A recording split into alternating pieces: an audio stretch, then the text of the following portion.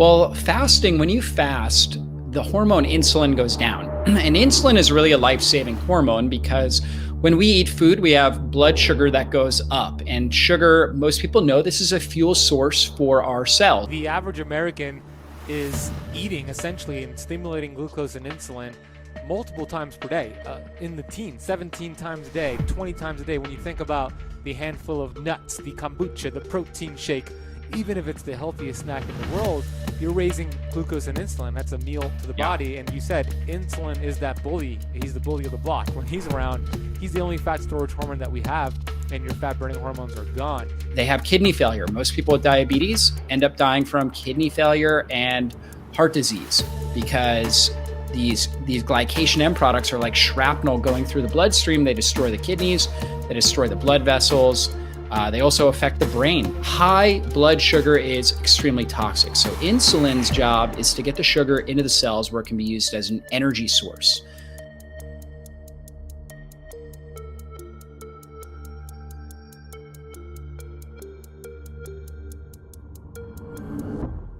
Hey Keto Camper, excited to be with you today to talk all about fasting.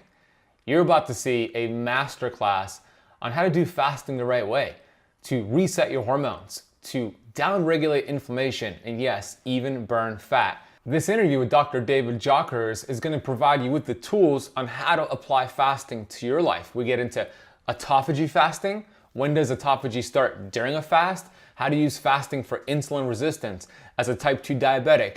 How to reset your metabolism, fix your gut, and do block fasting as well. Dr. David Jockers is a leader in the health space. He has one of the most popular websites, drjockers.com, in the alternative health space. He's been on the Keto Camp YouTube channel before, where we talked about keto foods to eat, keto plateaus. I'll put that in the cards right here, and I'll put a link for that down below so you can watch it next. But we're gonna talk more and dive in all into fasting in his new book, The Fasting Transformation. So without further ado, let's get into this amazing interview. Grab your pen and paper. Here is Dr. David Jockers. Dr. David Jockers, welcome back to the Keto Camp podcast. Thanks so much, Ben. It's really an honor. You know, we had a great conversation on the first time you were on, episode 92, all about keto and your book behind you, which is the Keto Metabolic Breakthrough. So I recommend to all the viewers and listeners, if you didn't go and listen to that or watch that, do it now, do it after you're done here. It's all about keto. It was a masterclass on how to do keto, break a keto plateau.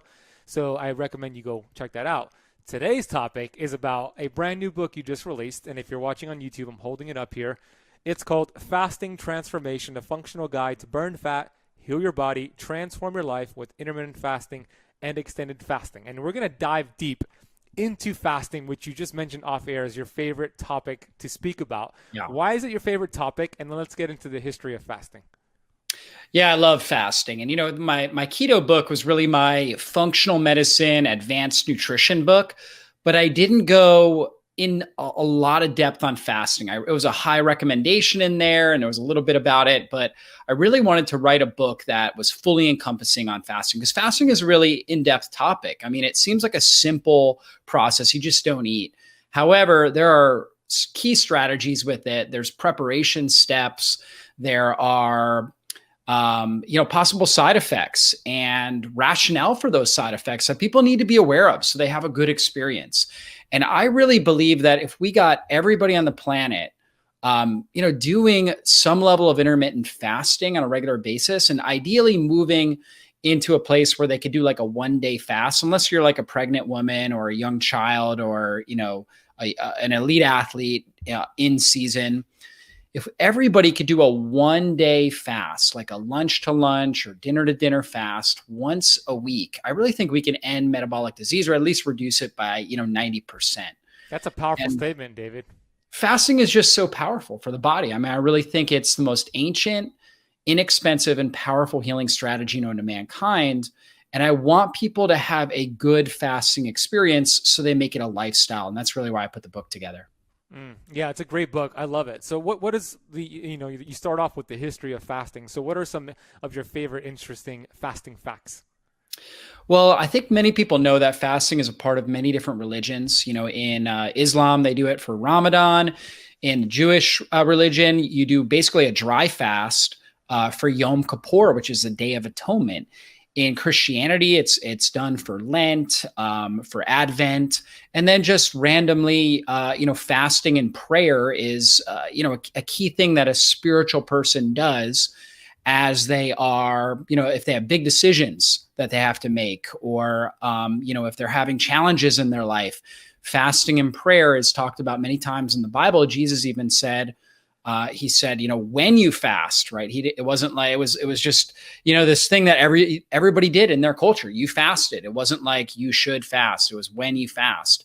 And then you look at, even secular cultures like or pagan cultures in Greece, in ancient Rome, people would fast. Hippocrates talked about fasting as some of the best medicine, right? And he was the father of modern medicine. And you have Plato, who's the known philosopher, and he talked about how he fasted for greater physical and mental efficiency. So not only, a lot of people think about fasting and think about weight loss, but he talked a lot about how it improved his mental efficiency, his ability to think sharp and clear and have really, really good thought process. And many people throughout history have done fasting to really be able to tap into their intuition, to hear from God, to have greater levels of creativity, to break through really big challenges, strongholds, addictions in their life. And so it's got a long history for helping mankind just achieve a higher level, physically, mentally, and spiritually. Yeah, so there you have it. Fasting is not a fad. It's been around since humans have existed, and every religion practices some form of it, like David just outlined. So you mentioned a lot of people come to fasting because they want to lose weight. They want to fix their metabolism. How does fasting actually help you accomplish that? Well, fasting, when you fast, the hormone insulin goes down. And insulin is really a life-saving hormone because when we eat food, we have blood sugar that goes up. And sugar, most people know this is a fuel source for our cells. However, when your blood sugar goes up too high, it's actually toxic. It's neurotoxic. It damages our nerve cells, damages our kidneys, our endothelial lining of our blood vessels. If you just think about somebody that has uncontrolled diabetes, they end up with optic neuritis because the blood sugar molecules, the sugar itself binds to proteins, creates sticky proteins, and we call this glycation. And these glycation end products damage the nerves. They destroy the nerves. So people will lose their vision. They get peripheral neuropathy and they can't feel their feet anymore. They have kidney failure. Most people with diabetes end up dying from kidney failure and heart disease because these glycation end products are like shrapnel going through the bloodstream. They destroy the kidneys. They destroy the blood vessels. They also affect the brain. Many people with diabetes end up, in fact, they call Alzheimer's disease type 3 diabetes because it's known for insulin resistance. And so basically, high blood sugar is extremely toxic. So insulin's job is to get the sugar into the cells where it can be used as an energy source. The thing about it, though, is insulin is really a dominant hormone. When insulin is elevated in our bloodstream, it really dominates the show. It tells all the other hormones, hey, right now, we are not going to burn fat. So we're going to stop any sort of fat burning. We're only going to focus on burning sugar for fuel. And we're also going to increase inflammation. And the reason why we increase inflammation is because we know that throughout the history of mankind, systemic infections have killed more people than anything else. That means an infection gets in, let's say you get a wound, right? So you get a big cut in your arm, an infection gets in, bacteria gets in. Bacteria's job is to break down decaying matter. So they start breaking down your body. And oftentimes, if it got into your bloodstream, this is before people had, antiseptic agents or really understood how to use those. It would get into your lungs and could cause pneumonia, could get into your heart, could get into your brain and your nervous system, cause meningitis. So people would die from these types of things, these systemic infections. So over time, because our body, we have this incredible innate intelligence within us. So our body realized, hey, this is a threat to our survival. So we need some sort of defense. So it created this inflammatory process, part of our immune system, to help protect against any sort of systemic infection from killing us. Now, one way we get pathogens into our body is when we eat food. When we eat food, even if it's freshly cooked food, there is bacteria on that food. And if too much of that bacteria gets into our bloodstream, it can cause unwanted health problems. So when insulin goes up, it's telling the body, okay, there's food coming in, blood sugar is going up. We need to get the army ready just in case, just in case something happens here, just in case this food was contaminated. We need to be ready to fight against that so we don't die quickly. So it increases insulin. But again, insulin stops our ability to burn fat. So in order to really burn fat effectively for fuel and to become metabolically flexible, where our body is good at burning both sugar and fat, we need periods of time where insulin is really low. So the best way to do that is not eating at all. When we fast, we don't secrete insulin. Insulin stays very low in our bloodstream. That tells the body, okay, now is the time to burn fat for fuel. So we'll burn fat. We need to have periods of time on a daily basis where insulin is low so we can burn that fat. And if we want more advanced weight loss, more advanced fat burning, we may even take a few days and keep insulin down and get really, really advanced fat burning and do a 3-day or a 5-day fast, or possibly a partial fast where we're eating less calories than normal. And, there's many different ways to do partial fasting. There's things like bone broth fasting, and there is green juice fasting and the fasting mimicking diet. And typically we're keeping our calories under 40% of what we normally would consume. And usually we're messing with the macronutrients, keeping our carbohydrates fairly low, and that will keep that insulin down. Meanwhile, we'll still get some food in our body, will allow for higher levels of fat burning. Or you could do a water fast, right? So intermittent or extended fasting is a great way to get that insulin down, reduce inflammation in the system, and stimulate high levels of fat burning. That's a master class on how to burn fat with fasting. You do it because you're getting healthy. The average American is eating essentially and stimulating glucose and insulin multiple times per day, in the teens, 17 times a day, 20 times a day. When you think about the handful of nuts, the kombucha, the protein shake, even if it's the healthiest snack in the world, you're raising glucose and insulin. That's a meal to the body. And you said insulin is that bully. He's the bully of the block. When he's around, he's the only fat storage hormone that we have, and your fat burning hormones are gone. So by fasting, what David is saying is that now insulin is asleep, and now your fat burning hormones could come out and play. Is that correctly put, David? That's absolutely correct. And I heard you say that on your podcast before, like the average person is spiking insulin 17 times or eating something 17 times. Hard to believe, right? It's hard to believe, but you're right. Like if you go by and you drink some sweet tea, like one sip, and then you sip again, 30 minutes later, every single time that happens, you're bringing in sugar, and that's increasing that insulin. Or if you take a small handful of almonds or whatever it is.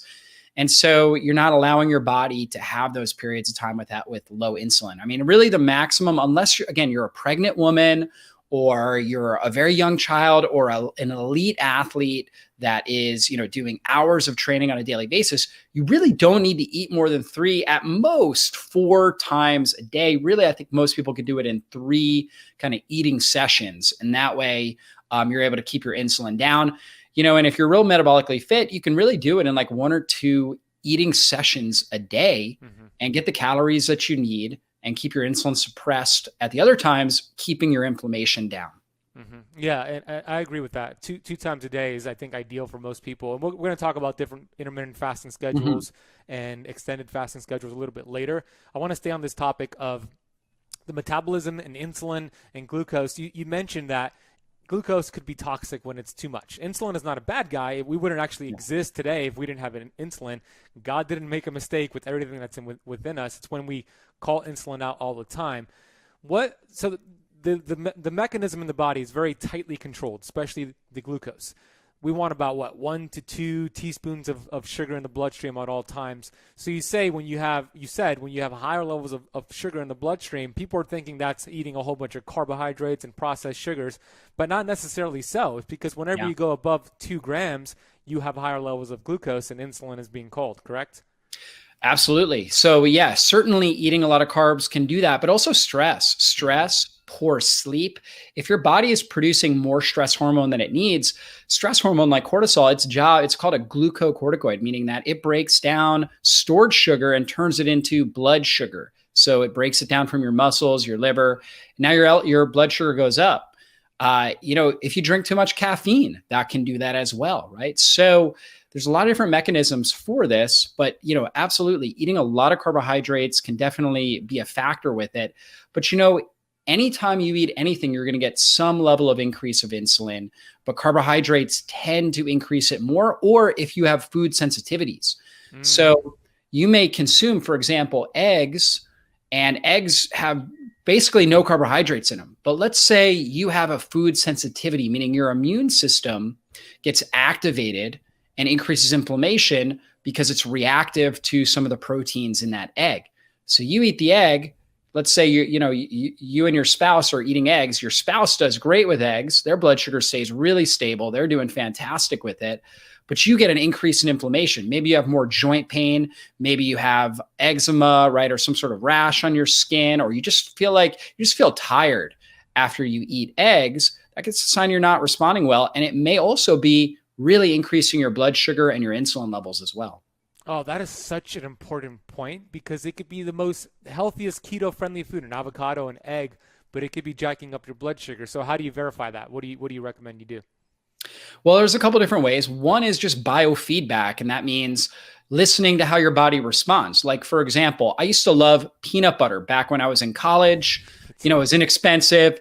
It tastes great, right? I would get the right kind of organic Maranatha peanut butter, right? Right, me too. And then all of a sudden I started having to clear my throat all the time. I would have peanut butter, and it was like I always had to clear my throat. And I would also notice that after I had it, I had more fatigue. That was a sign that my body was creating more inflammation. When you have to clear your throat a lot after you eat something, there's more mucus buildup. So why is your body creating more mucus in your throat? Because it feels like it's at risk for some sort of pathogen coming in, right? It's increasing, driving up inflammation. And so that's not a positive response. It also may be that you're having like a silent acid reflux. That could also be a reason why you are having to clear your throat a lot. Fatigue. You really shouldn't, unless you had a terrible night's sleep the night before, which could be a whole nother host of things. You shouldn't have, a lot of daytime fatigue, right? You should stay very, very strong with your energy all through the day until the evening, until it gets dark out. That's kind of normal when you get tired at that time. So if you're noticing that you're getting a lot of fatigue 30 minutes, hour after you consume food, you do want to look at what you ate, and possibly it could be something that's in there. So just simple biofeedback is one way. Another thing, and this doesn't cost anything either, is you could do pulse testing, where you can actually test your pulse before and then after putting a food on your tongue. So you could test your pulse, and let's say it's like 60 beats per minute. And then you take an almond. You're like, okay, I want to test almonds. You put an almond on your tongue. You take a few deep breaths. Go ahead, test your pulse again. And you can do it, manually, or you can there's pulse oximeters, for example, that will actually test it and also test your oxygen levels. And see if it jumps up 3 or more beats. If it jumps up, so all of a sudden you're still in a relaxed state. The only difference is you have an almond on your tongue, and all of a sudden your heart rate goes up to 65 beats per minute. That's a sign your body's having a stress response to that food. Now, I always recommend doing that test twice just to make sure you didn't get a false positive. Mm-hmm. But if you're noticing that continually, and I've had clients where they've said, oh my gosh, like my heart rate was jumping up 10, 12 beats when I put it on my tongue. Wow. It's a clear sign that you're having a stress response. Another thing you could do is muscle testing. Now, these are more subjective tests, but they don't cost anything, right? So it's not like you have much to lose. So you can kind of do it with your finger, like you make a circle like that right there, and you just try to pull your finger apart. So you kind of check your testing, your resting strength, and then you put the food on your tongue, and then you do it again, right? And the reason why you put it on your tongue is if you have a negative response, you might as well spit the food out, right? And not eat it, right? Because it's only going to cause more problems in your body. And getting it on your tongue, you're getting enough of that food information into your system to give you a strong or a weak response. How long? So that's one way. How long do you leave it on your tongue? Usually like 5-10 seconds. Just kind of let it, have some time for the body to identify it. And usually I tell people to take a few deep breaths. So that way you're trying to calm. If you did have, let's say, you walked over and you grabbed the almond or something, like just the act of movement may have increased your heart rate. You want to be in a calm state. So that way you take out as many of the variables as possible. Take a few deep breaths, have it on your tongue, 10 seconds, let's say, and then test. And you can also have your spouse or a friend do a muscle test, right? Like a shoulder muscle test. And, they do their best to put the same amount of strength in. And if you're noticing positives, might be a good idea to remove that food for a period of time, maybe a week, 2 weeks, maybe a month. Usually I'll recommend about a month, and then try it back and see if you're still having that response. So those are inexpensive ways. Of course, you can also order a food sensitivity test. There's many great ones out there. I like the Cyrex test, which is really, really thorough, and it looks at like cooked varieties versus raw varieties, and it looks at multiple different antibodies, IgA, IgG, and IgM. And so IgA is found in our mucosa, right? So like our gut lining, for example. So it's kind of like the first response to a sensitivity. IgG is more of like a long-standing immune response, and IgM is also an acute response to it. And so those would be signs that you have a sensitivity. If you have an allergy to something, you probably already know it, because when you eat it, your lip swells up or you go into anaphylactic shock. So of course, you already know to avoid that. But sensitivities, those can be something that most people live their life with and never even realize. And so, people on a healthy diet, some of the most common things are going to be things like dairy, eggs are a common one. Nuts are a common one as well. Nightshade vegetables, so like your tomatoes, bell peppers, things like that. And actually, believe it or not, I know you and I are both fans of coffee, but some people have sensitivities to coffee. That can be an issue. Chocolate can be an issue. So literally almost everything, but those would tend to be some of the more common things. Yeah, I see them the same. And I tell people, switch from a cow dairy to like a sheep or a goat. That's much more, people do better with that. Do you see the same thing with that switch? Yeah. Especially, if they're reacting to a portion of the casein, there's a different form of casein in the, which is a type of protein in the dairy that's in the sheep and the goat. And so people can tolerate that better. Yeah, that's a simple swap. This whole month, actually, I'm not doing any cow dairy just because I think I have a slight sensitivity to it, and I just feel better by switching to goat and sheep, and that's what I'm doing this month, and I feel better. It's these simple little swaps that let your exactly, and that's another good thing. I really think, Ben, that everybody should take dairy out of their diet for like a month every year, right? Because it tends to be a higher level of sensitivity. You take it out for 1 month, you eat it the other 11 months. Believe me, see if you notice a difference. And the reality is, if it's only 1 month, you can do it. Amen. I agree. So let's talk back about fasting. Let's get back to the fasting conversation. One of my favorite benefits is autophagy, cellular autophagy, and you have an entire chapter about it in your book. What is it? Explain it, and how does it work inside the body when you fast? I want to briefly interrupt this interview with Dr. Jockers to thank you for making it to this point of the interview so far. If you're getting any value from this conversation, please take the second here to hit the thumbs up button on this video. And also, if you're brand new to the Keto Camp YouTube channel, hit the subscribe button with that little bell so you're notified when we go live or when we release a brand new video. We're committed here at Keto Camp to deliver you content every week, 2 to 3 videos, all about keto, all about fasting, so you can master your health for good.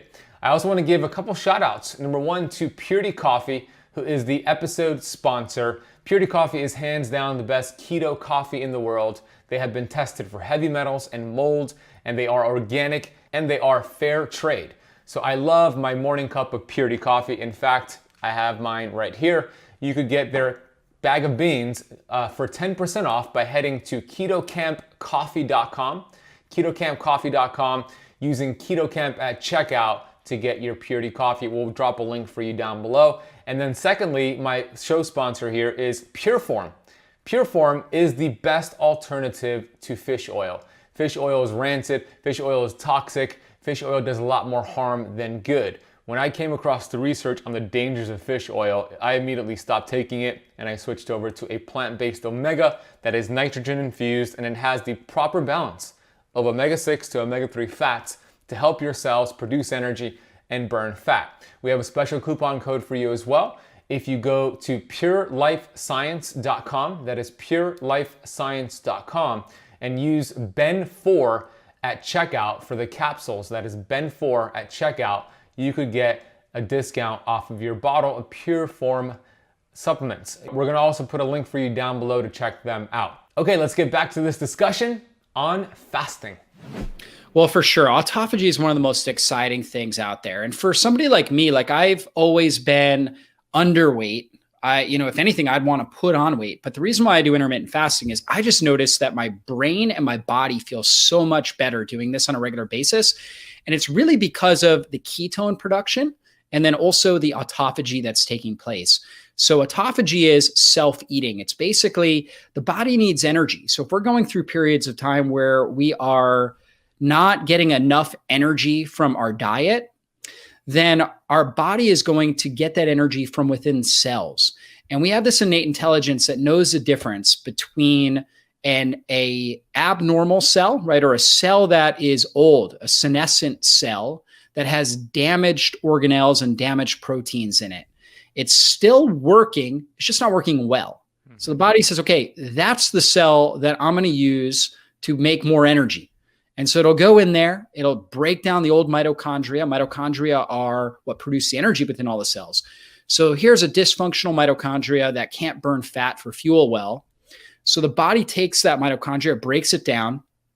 It has this little Pac-Man figure called a lysozyme that gets in there and eats it up, breaks it down, and then it takes the raw materials. All the raw materials are still there. It takes those raw materials, kind of refreshes and renews them, creates a new mitochondria.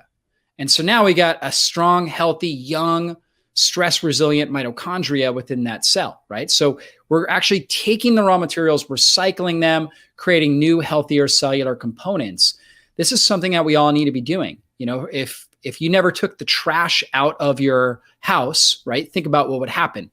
There'd be trash everywhere, it would stink in there. You would get sick because of the amount of bacteria that's just circulating through your air. I mean, it would just be an awful existence. We need to take out the trash. Same thing that happens in our body. We need to take out the trash. So autophagy is a way that we do that within the cell, right? So we're actually taking out the damaged areas, the damaged proteins, and regenerating new proteins. Damaged proteins, if they're allowed to stay in our system for a long period of time, they lead to chronic disease. I mean, we think about Alzheimer's disease, Parkinson's in our brain. Parkinson's is associated with something called Lewy bodies, which are basically damaged proteins.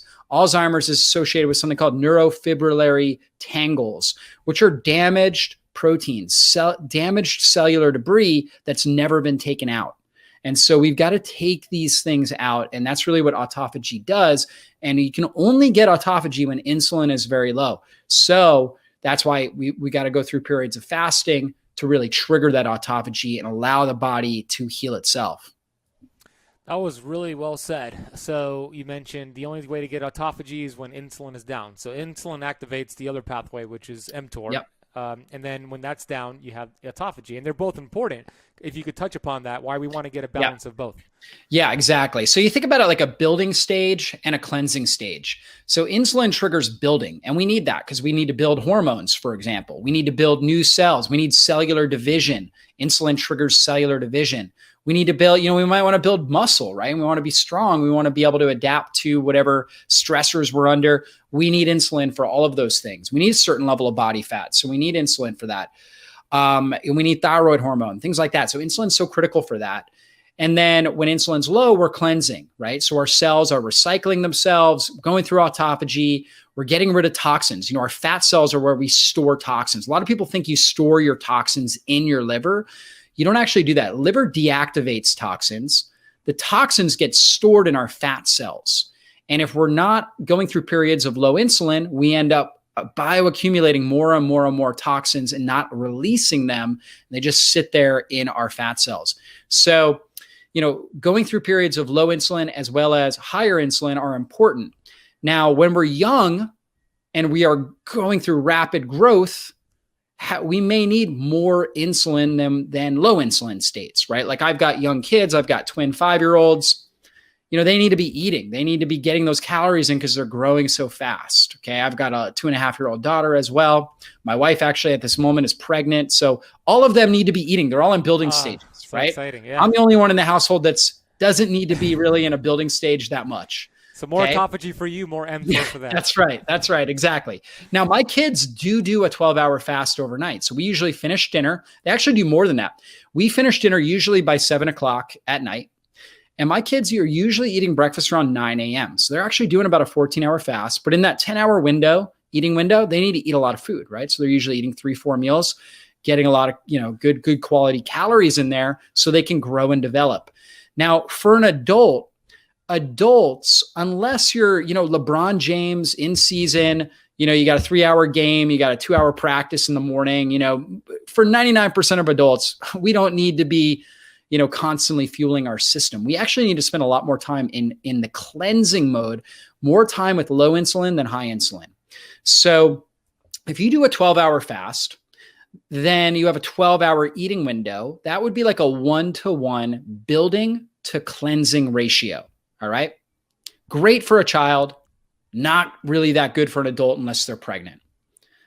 For adults, we really want to push it towards a 2-to-1 cleansing to building window, and possibly, depending on your health and depending on your goals, maybe a 3-to-1 or more, right? So what does that look like? So a 2-to-1 would be a 16-hour fast, which is a real popular fasting method, and an 8-hour eating window. So you eat your meals, let's say between 10 a.m. and 6, and then you fast from 6 p.m. to 10 a.m. So now you're spending twice as much time in that cleansing phase, and then, just half the amount of time in your building phase, right? The building phase is a time between your first meal and your last meal.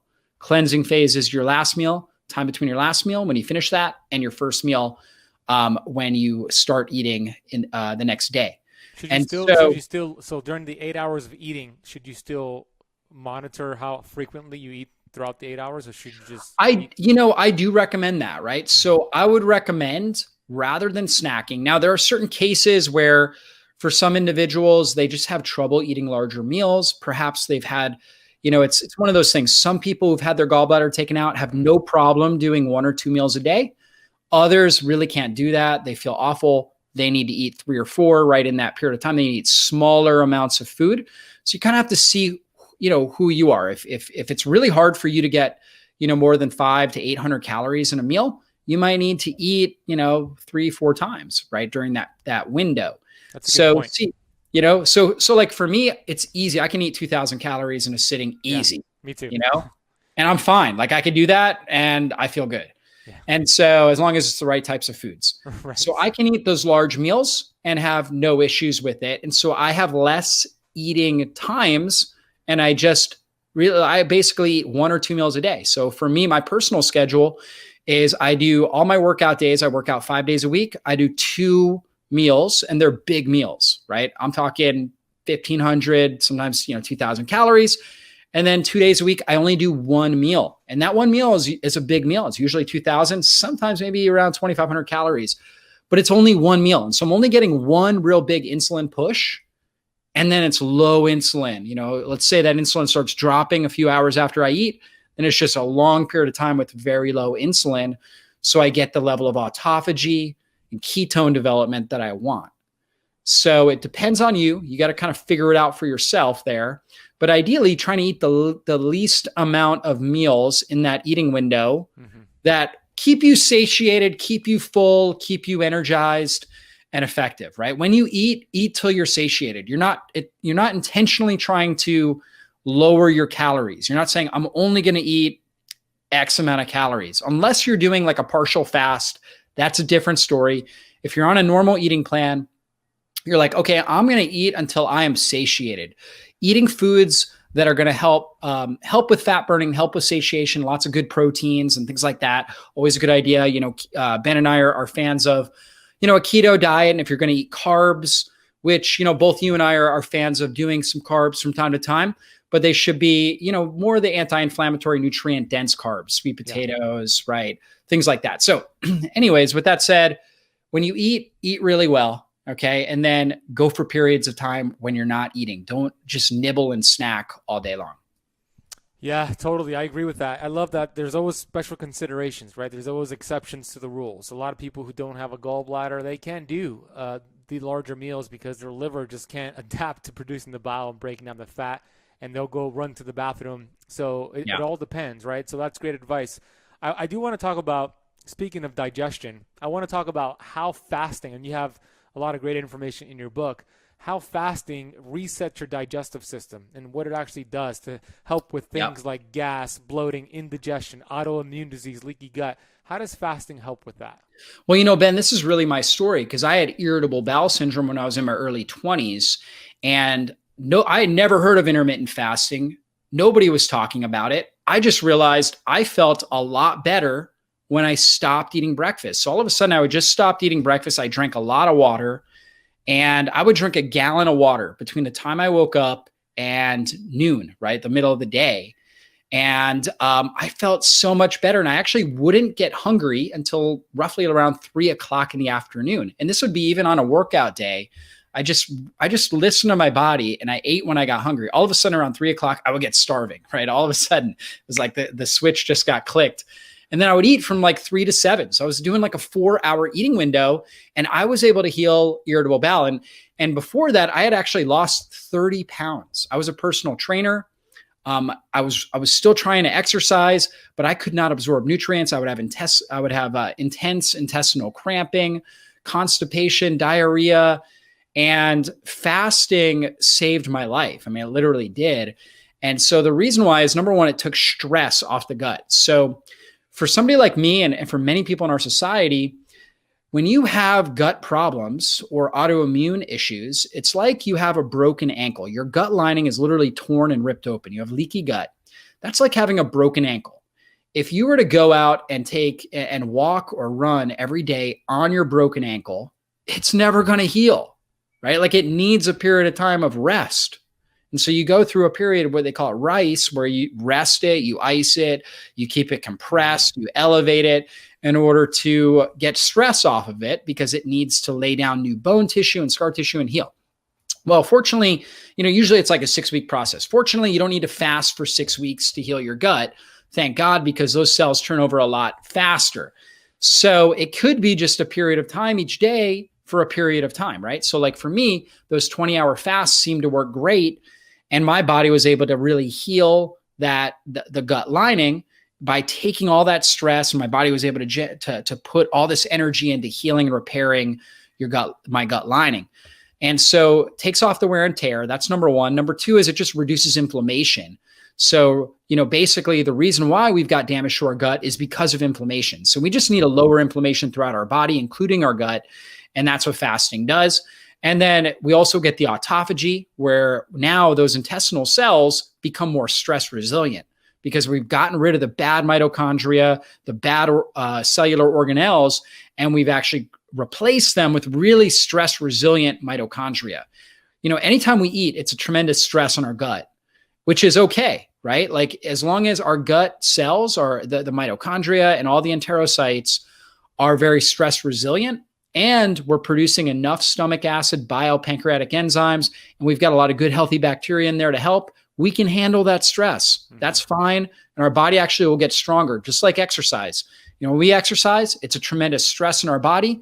If you were to actually do blood work on somebody right after they did strength training, it would look like they had a heart attack. Yeah, right? It'll look ugly. Yeah, exactly. However, we know that our body adapts, right? We develop higher endogenous glutathione production. Glutathiones are master antioxidant. Our cells become more resilient to stress. Well, it's the same thing with digestion. We just can't be eating all day long because then we have this chronic stressor that's damaging the gut, and we never really adapt to it. So fasting allows us to adapt. And then, probably the most exciting thing, all these things are exciting, but really exciting discovery here recently was that intermittent fasting actually enhances the diversity of the microbiome. So the microbiome has been incredibly well studied over the last 20 years. And most longevity experts and many scientists out there and functional health doctors, we all say you got to look to the gut. Like if you're going to get somebody well who has a chronic degenerative condition, autoimmune condition, we have to address the gut. And when we look at the studies say that the more diverse, or the greater amount of different types of species of bacteria in our gut, in our microbiome, the healthier we are.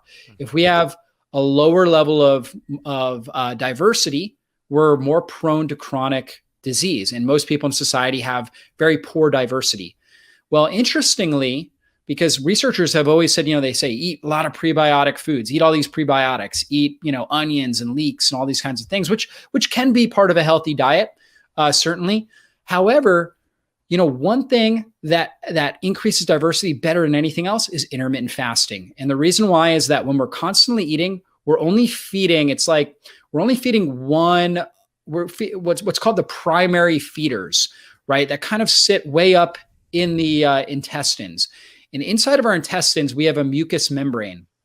And in that mucous membrane, we have a really key bacteria called Akkermansia muciniphila. Now, muciniphila means mucus loving. So it loves the mucous membrane. To have a really healthy gut, we need a really healthy mucous membrane. That's where our immune component of our gut, secretory IgA, sits. It helps protect against an overgrowth of bacteria, yeast, and parasites.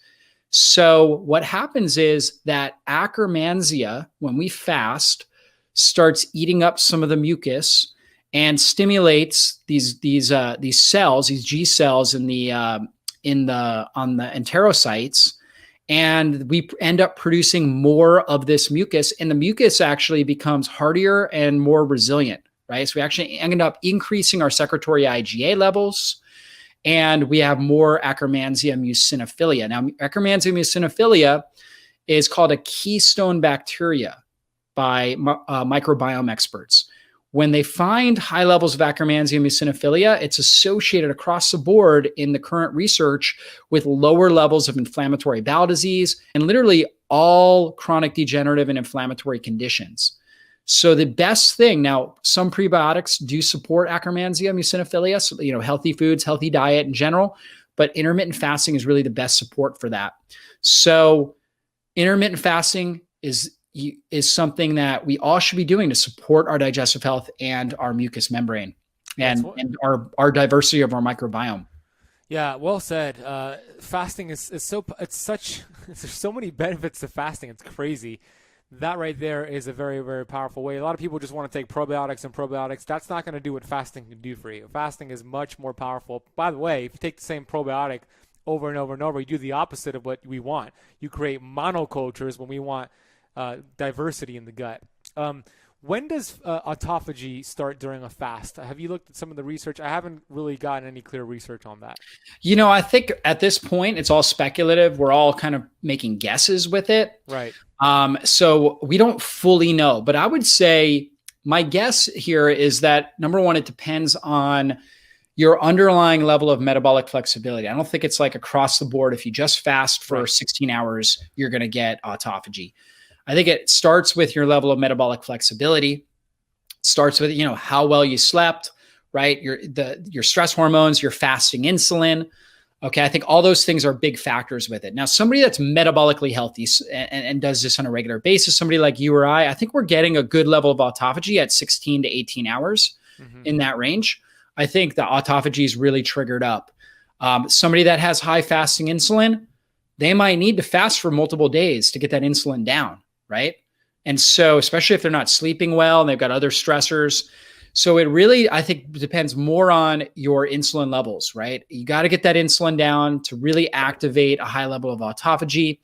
I would say anybody that's fasting 16 hours, they're getting some level of autophagy, but it may just be very minuscule. Okay. And so to really get more of a therapeutic range, you want to get that insulin level down. So what my goal, and I think I said this in the beginning of our talk here, is I would love to see, unless you're in the special population group, and I would, the disclaimer here is for pregnant women, I wouldn't recommend this. Young children, I wouldn't recommend this. High level athletes, while you're in season, like I would tell LeBron James, hey, when you're on your break, you should do a 1-day fast every week, right? You should do that so you can heal and regenerate, but not during season.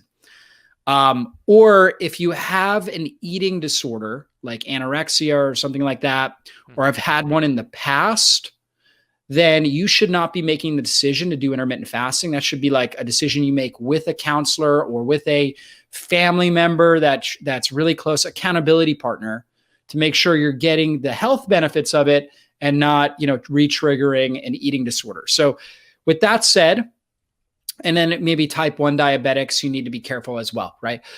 With that said, I would say for pretty much just about everybody else, I mean, if you have a chronic health condition, you're taking a bunch of medications, obviously talk with your doctor about it. I really feel like 90% of our population, if we could get everybody doing a 1 day, like roughly a 22 to 24 hour fast, kind of like water. lunch, dinner to dinner, just water. Herbal tea, maybe that's fine, or black coffee, as long as it doesn't trigger cravings. If you drink coffee and you get cravings from it, it's a sign you're not responding well to it. Okay. You're getting a blood sugar spike and an insulin spike. So as long as you're not doing, getting that, you do that, but doing that 22 to 24 hour fast once a week, I really think will get people the level of autophagy and the fat burning and the ketone production to save off chronic disease. Now, how do we do that? It's not like you just start, you could just start doing it all of a sudden, but it could be very uncomfortable and painful. Kind of like if you went to the gym and worked out with a personal trainer who's been working out for 10 years and you were sedentary and you tried to do his workout, you would be very sore, right? Uncomfortable. It's kind of the same thing with fasting. You don't just jump into a 24-hour fast. Ideally, you're starting to train your body, utilizing the principles that Ben teaches, that I teach, to get your body fat adapted. And then fasting becomes a lot easier and you start to increase your fasting strength. In my book, I have a fasting strength questionnaire where we have different stages of fasting. We start with the simple fast, 12 hours, and we go to the 14-hour fast, go to the 16-hour fast. We might do the 16-hour fast just 2 or 3 days a week, non-consecutive days, right? Like a Monday, Wednesday, Friday. And then you're testing yourself, right? Utilizing this questionnaire to see how your body's responding, to see if you're ready to go to the next stage. Okay, I'm ready to graduate to a 16-hour fast on a daily basis, or maybe an 18-hour fast. Okay, I'm ready to do the 24-hour fast once a week. Once you get to that point and you stay consistent with that, the cumulative level of cellular healing that you're getting doing a 1-day fast every single week is really powerful. It's high level. And you do that throughout the course of a year, you're going to get incredible cellular turnover.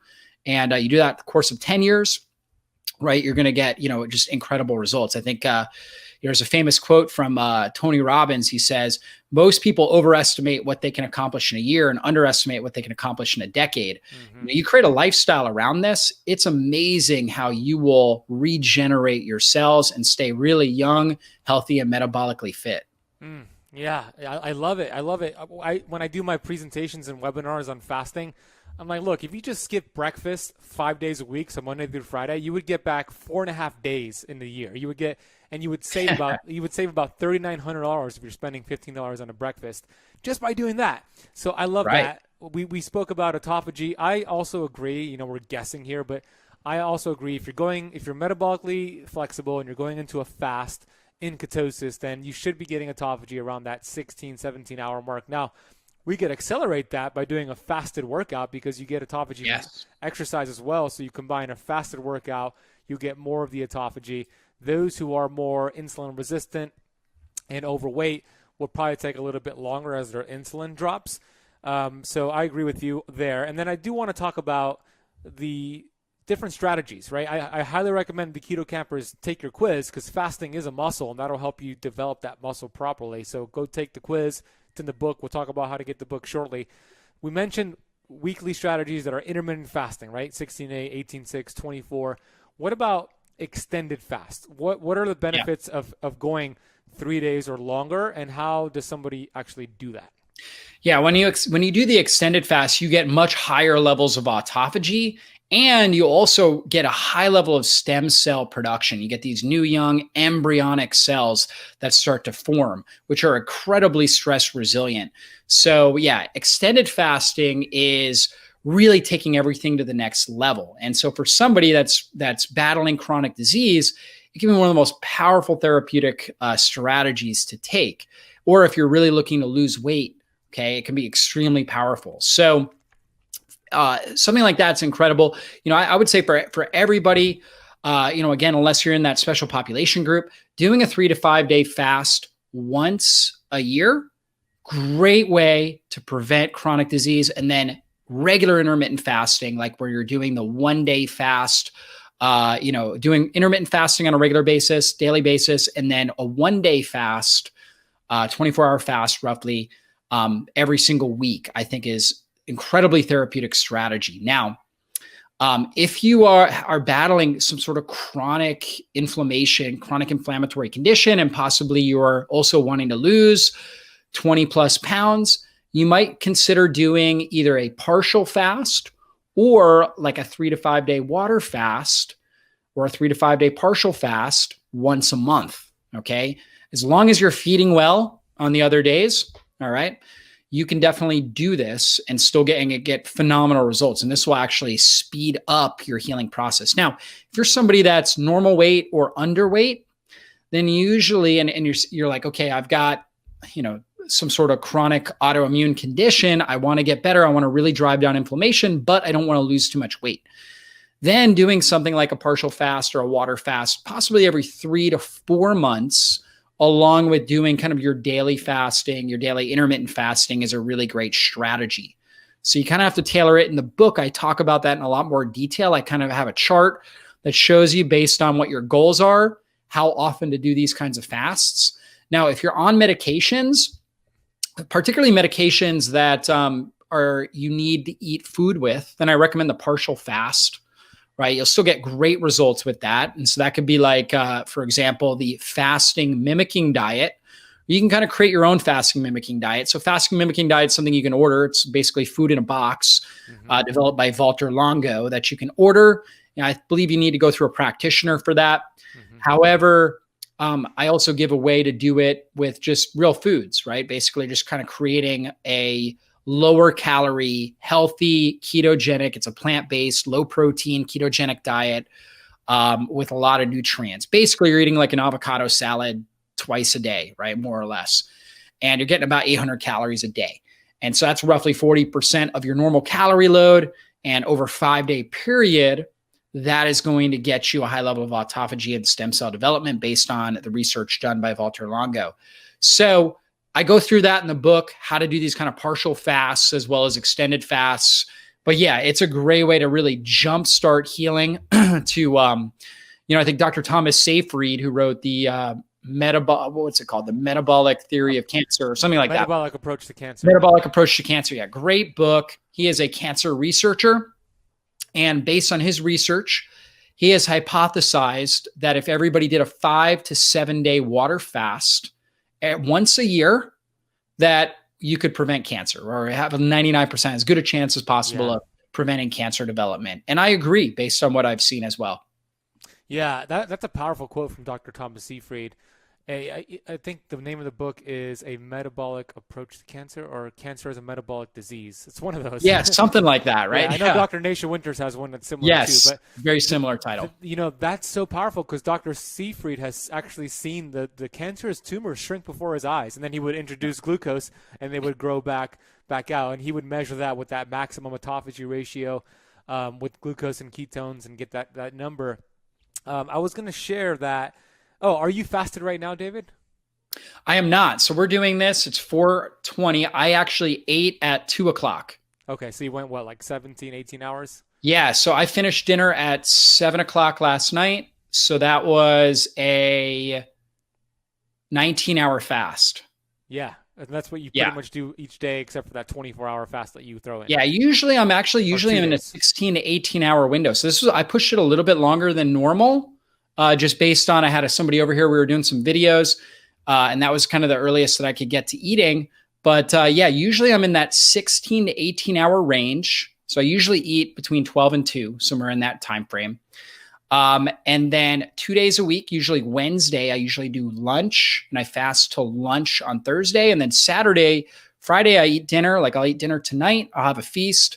And then I'll usually fast until dinner on Saturday. So that's kind of my normal schedule of what I'm normally doing on a regular basis. But the great thing about fasting is I can flip it around a little bit. Like today, I was doing videos at my normal eating time, but it was no issue for me because I'm so well fat adapted. It's so freeing, isn't it? Same, I totally could relate. Like today, I'm fasted right now. I haven't eaten yet, and I didn't plan it. I had a lot Yeah. of recordings today and interviews, and I'm like, I'm just gonna. It's a fast day because I don't even want to. Yeah. I don't have the time to eat, and I feel perfectly fine. It's almost 4:30 p.m. here on the East Coast, and that's metabolic freedom, and that's what we want for you who's watching and listening. Before we wrap up this interview, I do want to talk about. You mentioned that type 1 diabetics, they really want to monitor their medication and their glucose if they're doing a fast, and fasting is a great way to be less reliant on your insulin. But what about those who are type 2 diabetic, and I know you have some information on your book, Insulin Resistant. How does fasting help reverse that and reverse it for good? Well, for sure. Well, so basically with somebody with diabetes, they have insulin resistance and their body's producing so much insulin in order to clear the sugar out of the bloodstream, get it into the cells, but their cells are not responding to the insulin. And the reason why is because of inflammation. Inflammation goes up and the cells become blunted to the insulin response. So what they need to do is actually lower insulin. By lowering insulin, they lower inflammation. Now they get autophagy, where the body starts to break down the damaged proteins. So all of our hormone receptors are actually just proteins. So they're proteins that have, a unique shape to them and an affinity to basically allow a certain hormone into a cell. So if you have some sort of like a hormone receptor issue, like insulin sensitivity or leptin resistance or, thyroid resistance, every hormone you can basically create a resistance to, you need more autophagy to break those things down and to rebuild new, healthier receptors. And it resets the amount of insulin your body produces too. So fasting really does that. You regenerate these insulin receptors and you kind of get a reset in how much insulin your body produces when you consume food. And that's exactly, that's the best thing for healing diabetes. Diabetes, honestly, type 2 diabetes, I should say, unless it's a major autoimmune component, which for some individuals, they have a strong autoimmune trigger that's involved in the diabetes. Other than that, it's actually a pretty easy, issue to heal. You can literally heal it in a week by doing intermittent fasting and low carb dieting, along with exercise, good sleep, and stress management. In some cases, there's kind of like a significant leaky gut, or perhaps somebody's being exposed to a lot of different toxins, like they're living in a moldy home, and that's constant. They're breathing in mycotoxins and mold toxins that are driving up inflammation. There are certain conditions, certain situations where the root cause is not being addressed fully by fasting, but fasting is going to definitely move us in the right direction, even in those cases. So the key here is, just like with a type 1 diabetic, you do want to check your blood sugar, right? Ideally getting like some sort of a continuous blood glucose monitor if you're able to, or you obviously can do the finger pricks and be testing your blood sugar. And that way you just make sure that your blood sugar is not dropping too low. In the early stages for somebody with diabetes, it's like their brain has lost the message. They're not getting good feedback in their hypothalamus on where their blood sugar should be. The hypothalamus is like it's like an antenna. It's constantly checking the bloodstream to make sure all the systems are working the way they should. However, if we have high levels of inflammation, it can distort that message. And now the body starts to adapt to an environment that it's not really in, right? To a different environment than it's really living in. So sometimes it can overshoot insulin and drive that blood sugar down way too low, right? So you just want to test, kind of see where you're at, do your best to kind of keep your stress levels down, especially somebody that's type 2 diabetic in the early stages when you're first trying to fast. I would do it more on rest days in the beginning. Like if you're going to do a 1-day fast, do it on a day where you're not working, like a Sunday or something like that in the beginning. Now, as you get better at fasting, you'll actually notice that you could do what Ben's doing. Like he's got a busy day. He's doing a lot of interviews. He's fasting. His stress hormones can be elevated because he's got a lot of work to do. But you know what? His body's so good at mitigating that and balancing those. And so he's able to continue to burn fat and keep his insulin down and get the benefits of fasting while being very productive. But somebody that's type 2 diabetic are really metabolically damaged. So you want to do your fasting, your longer fasting on a rest day in the beginning. But shortly, you'll start building this metabolic flexibility and you'll start being able to put that into more of your busier days. So usually with someone with type 1 or type 2 diabetes, we'll start with something like a 12 to 14 hour fast for a week, then bump it up to a 16-hour fast on a daily basis for another week or two, and then 18, sometimes 20-hour fast. We're kind of going up in 2 to 4 hour increments, depending on the feedback that the individuals getting. If it was really tough for them to do the 16-hour fasts, then we may not push it up. We may go another week on that, right? And we may also try some other things. Maybe they're not sleeping great. Maybe they need just like a little bit of MCT oil in their coffee to boost a little bit of ketones. That could be a good hack. Maybe they're drinking black coffee and having a bad response to it in the morning, or maybe they need more magnesium. Sometimes taking magnesium or salt, putting a little bit of salt with your coffee can make a world of difference. In fact, electrolytes, when your insulin starts dropping, it's important that you get those electrolytes. You and I both talk about that. It's one of the main rationales for the keto flu, right? And fasting puts us in a state of ketosis. Therefore, we need those electrolytes. So sometimes there's some hacks, and I go through that in my book on how to really mitigate some of these issues, but you're slowly moving that fasting window, right? And kind of compressing your eating window and until we get to kind of a sweet spot for somebody that really wants to lose weight and reverse their diabetes quickly. We can even get them doing 1 meal a day, right? Or alternate day fasting. I go through all these things in the book. 1 meal a day. You're just eating in a 1 hour period. You eat till you're satiated, and that's what you do for that day, right? And for a lot of people, they feel amazing doing this. They lose the weight, reverse the chronic issues, significantly drop their inflammation levels, and just feel awesome. For other people, we need to even push it further and do something like alternate day fasting, where it's like you eat on Monday, you fast on Tuesday, you eat on Wednesday, you fast on Thursday. So trying to find the right windows, for each individual. And it's good to kind of experiment with some of these things, kind of see what helps you feel the best. There's so many ways to do it, and I think we really inspired the keto campers to do some variation of fasting. So thank you, Dr. Jockers, for laying it all down. Of course, get the book, The Fasting Transformation. Where can they go get this? Yeah, just right on Amazon. So you can find it on Amazon. And it's a labor of love right there. It's one of my favorite topics, like I was telling you, Ben.